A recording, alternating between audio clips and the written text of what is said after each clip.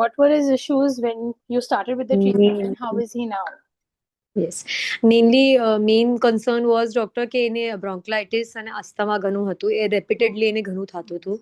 તો મને નેબ્લાઇઝર એને આપવું જ પડતું હતું.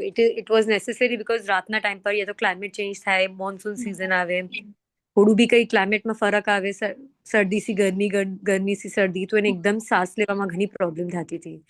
સો મને એને નેબ્લાઇઝર આપવું પડતું હતું. બટ અલ્હમ્દુલિલ્લાહ આપના ટ્રીટમેન્ટ પછી મને ક્યારેય નેબ્લાઇઝરનું હમણાં સુધી કંઈ બી કામ નથી પડ્યું.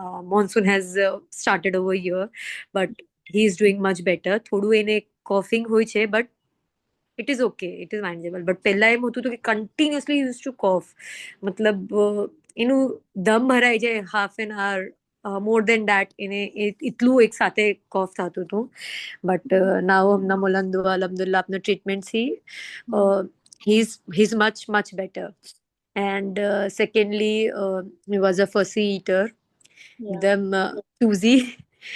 હમણાં બી છે, બટ હવે મને પટાવીને ખલાવી લઉં છું, બિકોઝ હવે એમ થઈ ગયું છે કે એને ભૂખ બરદાસ્ત નહીં થતી. એમ છે કે હવે by hook I have to eat only.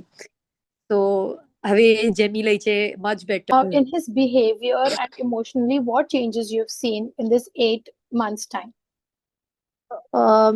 Now he has managed to, doctor, managed to control or managed to, in a emotional thing ne behavior ne he can manage.